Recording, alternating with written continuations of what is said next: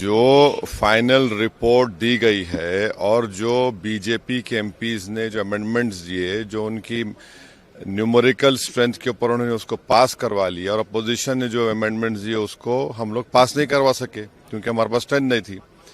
सच्चाई ये है कि पहले तो आप ये जानिए कि वक्फ बोर्ड जो है वो मुसलमानों के उन प्रॉपर्टीज के लिए है जिसको हमारे बुजुर्गों ने दान दिया था, अपनी प्रॉपर्टी को दान दिया अल्लाह के नाम पर। उसमें मेंबर आप बना रहे हैं नॉन मुस्लिम को नंबर 1, और उसमें नॉमिनेट करेंगे, इलेक्शन नहीं होगा अभी स्टेट वक्फ बोर्ड में। आप नॉमिनेट करेंगे तो उसमें मेजॉरिटी नॉन मुस्लिम मेंबर्स भी हो सकते हैं उसमें। सेंट्रल वक्फ काउंसिल में भी ऐसा ही होगा। दूसरी बात यह है कि limitation act Hindu endowment board पर, सिख के गुरुद्वारा के ऊपर, क्रिश्चियंस पर अप्लाई नहीं होता, तो वक्फ बोर्ड पर क्यों लिमिटेशन एक्ट अप्लाई करने जा रही है सरकार? तीसरा यह है कि कलेक्टर या उसके अबाव ऑफिसर्स को कोई पावर ही नहीं है, आप उनको पावर देकर एग्जीक्यूटिव कंट्रोल करना चाह रहे हैं।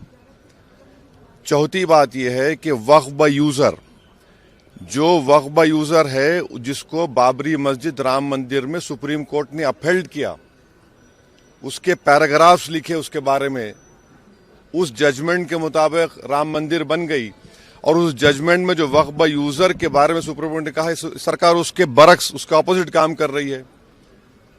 ऐसे कई अमेंडमेंट जो सरकार पेश की और फिर इस जेडब्ल्यूसी में उसको बीजेपी के और उनके अलाइज ने पास किया, उससे वक्फ बोर्ड खत्म होकर रह जाएगा। ऑन पैरिटी, जब हिंदू एंडोमेंट बोर्ड्स में नॉन हिंदू नहीं बन सकता तो नॉन मुस्लिम कैसे बनेगा? यहां पर सिर्फ गुरुद्वारा प्रबंधक कमेटी में सिख ही बन सकता है। आप यहां पर क्यों बनाना चाह रहे? और एंक्रोचर्स को आप रिवॉर्ड कर रहे हैं लिमिटेशन एक्ट अप्लाई करके। ट्राइब्यूनल में आप क्या करने जा रहे हैं? तो ये तमाम चीजें, उससे एक ही मकसद है कि जितनी वक्फ प्रॉपर्टीज है सरकार उसको छीनना चाह रही है, जिसमें मस्जिद भी है, दरगाह भी है, खानखा भी है, कब्रस्तान भी है। This video is sponsored by Mahalakshmi Jewelers, Manu Multispeciality Hospital, KBN University, Imran Silk House, Bharat Chicken, Al Sharia Group of Institutions, and by Moria Restaurant.